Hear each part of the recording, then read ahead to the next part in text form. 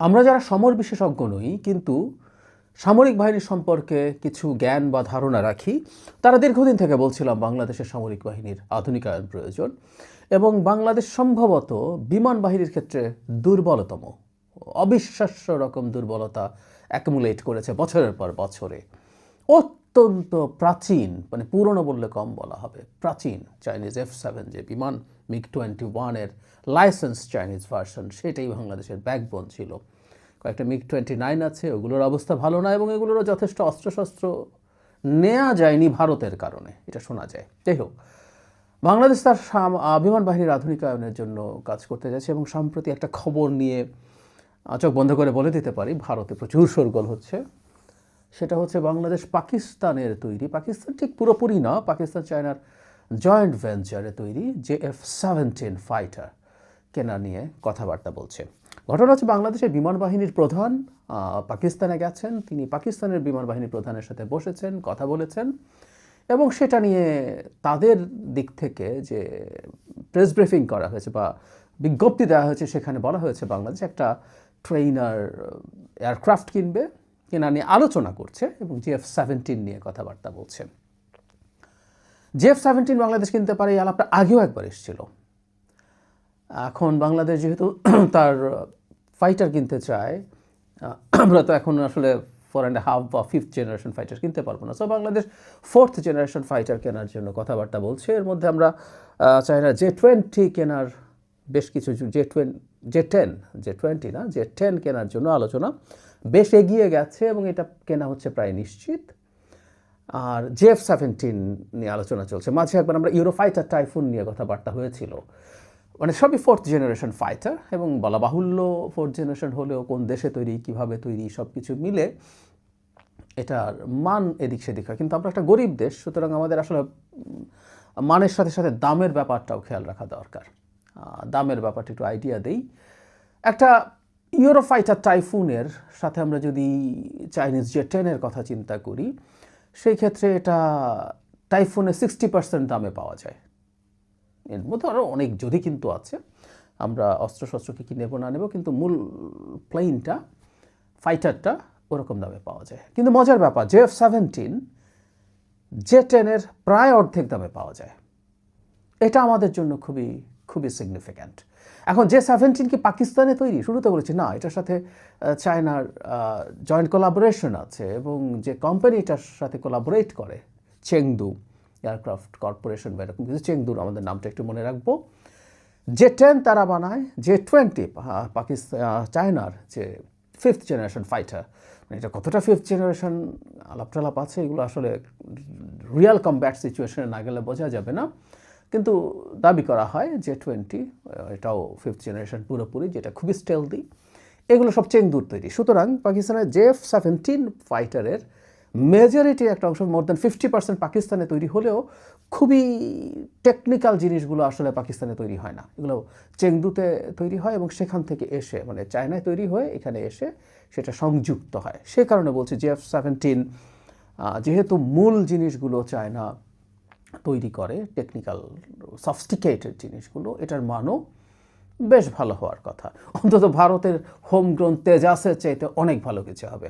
আমাদের মনে আছে শেখ হাসিনা থাকার সময় তেজাস গছিয়ে দেওয়ার, বিক্রি না বলে আমরা গছিয়ে দেওয়া বলবো, গছিয়ে দেওয়ার চেষ্টা হয়েছিল। ইনফ্যাক্ট ভারত নিজে তার বিমান বাহিনীকে তেজাস গছিয়ে দিয়েছিল। আমরা অনেক রিপোর্ট দেখেছি, এয়ারফোর্স খুবই ফেড আপ ছিল তেজাসের স্ট্যান্ডার্ড নিয়ে। যাই হোক, JF-17 আমরা কিনবো কিনা এগুলো আসলে মূলই শোনা, এগুলো আমরা দেখবো, যাচাই বাছাই করবো, করে আমরা সিদ্ধান্ত নেব। কিন্তু ওই যে বলছি, এটার দাম যেহেতু বেশ কম এবং স্বাভাবিকভাবে মান যে J-10-এর অর্ধেক দাম, কিন্তু মানে অর্ধেক হবে তা না আমার ধারণা, বা এখানে সোফার যে দেখা যায় সেগুলো প্রায় কাছাকাছি কিছুই হবে, মান খুব এদিক সেদিক নেই এবং এর অনেকগুলো প্যারামিটার্স আছে। এগুলোর স্পিড বলি, এগুলোর সার্ফেস সিলিং বলি, এগুলোর কমব্যাট রেডিয়াস বলে, এটা কতটুকু এরিয়াতে কমব্যাট করতে পারে, কী ধরনের অস্ত্র ব্যবহার করতে পারে, এগুলো প্রায় সমতুল্য ব্যাপার। ইঞ্জিন টেঞ্জিন সবই আসলে ওগুলো তার পাকিস্তান তৈরি করছে না। ইভেন এদের ব্লক 3 যেটা রেডার এখন খুবই সিগনিফিক্যান্ট ক্যারেক্টারিস্টিক্স হিসাবে আলোচিত হয়, AES রেডার, এটা ব্লক 3 যেটা মানে এই ফাইটারটার 3rd জেনারেশন আমরা এইভাবে বলতে পারি, সেখানে ওই রেডারটাও দেওয়া আছে। সুতরাং ব্লক 3 যদি আমরা পাই, খুবই অ্যাডভান্সড একটা এভিয়নিক্স সমৃদ্ধ একটা ফাইটার বাংলাদেশের পাওয়ার সম্ভাবনা আছে। কিন্তু যে কথাটা বলছিলাম আসলে এটা আমরা কোনটা কিনবো সেটা ইস্যু না, এটা নিয়ে প্রতিক্রিয়া একটু বলি তাহলে আমাদের বুঝতে পারতে হবে। ভারতের পররাষ্ট্র মন্ত্রণালয়ের যে ব্রিফিং হয় সেখানে জয়সওয়াল বলে এক ভদ্রলোক করেন, আমরা চিনি তাকে JF-17 থান্ডার কেনার আলোচনা নিয়ে প্রশ্নের জবাবে বলছেন, আমরা আমাদের নিরাপত্তা স্বার্থ সংশ্লিষ্ট সব বিষয়ের উপরে নিবিড়ভাবে নজর রাখছি। শুধু সেটা না, আমরা ভারতের মিডিয়ার দিকে যদি তাকাই, আমি ভারতের মিডিয়া দেখলাম অনেকগুলো পোর্টালে, টিভি চ্যানেলে, তাদের ইউটিউবে দেখা যাচ্ছে চ্যানেলগুলোর যে ইউটিউব আছে সেখানে বাংলাদেশ JF-17 থান্ডার কিনছে, সেটা নিয়ে যথেষ্ট মানে এক ধরনের যেটা করে আর কি, বাংলাদেশে এগুলো কিনতে গেলে তারা ক্ষোভ দেখায়, ক্ষোভ প্রদর্শনের একটা প্রবণতা, যেটা খুবই ন্যাচারাল ভারতের দিক থেকে। ন্যাচারাল মানে ভারত করে বলছি, মানে এটা করা স্বাভাবিক তা বলছি না, ভারত এটা করে সেটা দেখতে পাচ্ছি, সুতরাং তাদের ভালো লাগছে না। এখন যে জিনিসটা আমাদের মাথায় রাখতে হবে, ভারতের প্রথম মাথায় রাখা দরকার ছিল, তারা বাংলাদেশের সাথে যে ধরনের সম্পর্ক তৈরি করছে, যে জায়গায় নিয়ে গেছে, বাংলাদেশ বসে থাকবে না। মানে পৃথিবীটা এখন এই দিকে চলে গেছে। বাংলাদেশে ভারতের অবর্তমানে চাইনিজ ফুটপ্রিন্ট বেড়ে যাওয়ার প্রবাবিলিটি আছে, পাকিস্তানের সাথে যোগাযোগ বাড়বে। তবে আমি পাকিস্তান সম্পর্কে একটা কথা বলতে চাই, দীর্ঘদিন শেখ হাসিনার সময় ভারতের চাপে পাকিস্তানের সাথে বাংলাদেশ একেবারে অহেতুক অনেক বেশি শত্রু ভাবাপন্ন সম্পর্ক তৈরি করেছে। বাংলাদেশের উচিত পাকিস্তানের সাথেও সম্পর্ক নর্মালাইজ করা। বাংলাদেশ তার সাথে সরাসরি জাহাজে যোগাযোগ, সরাসরি বিমান যোগাযোগ, আমরা একবার দেখলাম বাংলাদেশ পাকিস্তান থেকে আর্টিলারি শেল কিনেছে, সেটা প্রয়োজনে কিনবে। ফাইটার যদি সব কিছু মিলে সব ঠিকঠাক হয়ে ওঠে বাংলাদেশ কিনবে। এই ফাইটার আরও অনেক দেশ কিনেছে, অনেক না হলে কয়েকটা দেশ তো কিনেছে অলরেডি। মিয়ানমারের কাছে এটা আছে, নাইজেরিয়ার কাছে আছে, আজারবাইজানের কাছে আছে, লিবিয়া, ইরাক এটার অর্ডার দিয়েছে। সুতরাং এটা বাজার পাচ্ছে আস্তে আস্তে, যেহেতু ওই যে বললাম এটার মূল টাফ টেকনিক্যাল জিনিসগুলো, সফিস্টিকেটেড জিনিসগুলো চায়না তৈরি করে, এবং চায়নার সুপারভিশনে পাকিস্তানের বাকি অংশ হয়। সুতরাং এটাকে ফেলে দেওয়ার মতো প্রযুক্তি, এটা পাকিস্তানের হোম গ্রোন এরকম বলে ফেলে দেওয়ার মতো নয় ব্যাপারটা।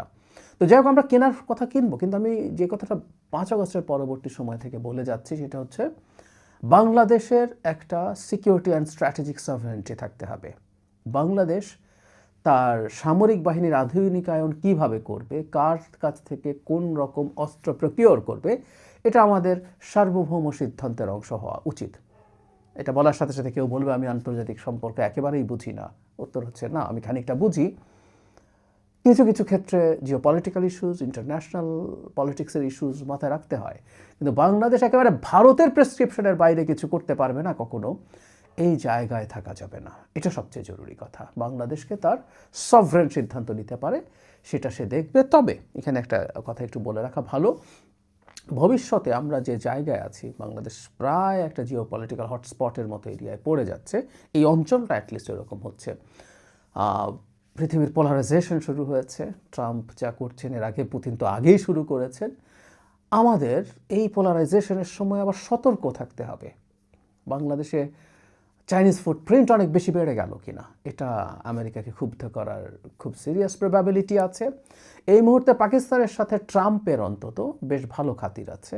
আমরা জানি প্রচুর প্রশংসা তিনি করেন, বিশেষ করে পাকিস্তানের মিলিটারি চিফের। তাকে মানে একেবারে রীতি ভেঙে তাকে হোয়াইট হাউসে ডেকে লাঞ্চ টাঞ্চ করে খুবই প্রশংসা করে দিয়েছেন। পাকিস্তানের পক্ষ থেকে নোবেলের মানে ট্রাম্পের নোবেল পুরস্কারের জন্য এক ধরনের প্রচার করার চেষ্টা করা হয়েছে। যাই হোক, সম্পর্কে ভালো। সো পাকিস্তানের সাথে বাংলাদেশের অনেক বেশি দহরম মহরম হলে America at least for the time being মনে হয় খুব ক্ষুব্ধ হবে না, কিন্তু মিড এবং লং টার্মে খেয়াল করতে হবে।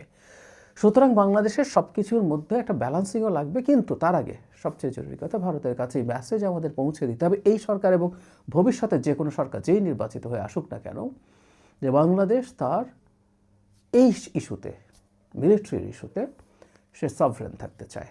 সে তার মতো করে সিদ্ধান্ত নেবে, সে তার মতো করে তার সব কিছু সাজিয়ে তোলার চেষ্টা করবে। ভারত এসে বলে দেবে এই অস্ত্র কেনা যাবে না, এটা কিনতে হবে, এই ফাইটার কেনা যাবে না, ওটা কিনতে হবে, এই ট্যাঙ্ক কেনা যাবে না, ওটা কিনতে হবে, এই এয়ার ডিফেন্স সিস্টেম কেনা যাবে না, ওটা কিনতে হবে। এগুলো কোনোভাবেই হতে পারে না। আমরা শক্ত থাকি, আমরা যদি শক্ত থাকি এদেশের জনগণ মানে সরকার যদি শক্ত থাকে জনগণও এদেশের সরকারের পেছনে থাকবে, এর চেয়ে বড় কোনো আর শক্তি নাই। আবারও ফাইনালি বলছি, তারপরও সব কিছু চিন্তাভাবনা করে অন্যান্য ইস্যুও মাথায় রেখে বাংলাদেশ এগিয়ে যাবে, আমরা এটা চাই। সুতরাং পাকিস্তানের কাছ থেকে ফাইটার আমরা কিনি বা না কিনি এটা আমরা দেখব, আমরা কনসিডারেশনে নেব, এবং আমরা যদি ফিজিবল মনে করি, আমাদের জন্য সঠিক মনে করি, আমরা কিনবো, সেটা আমাদের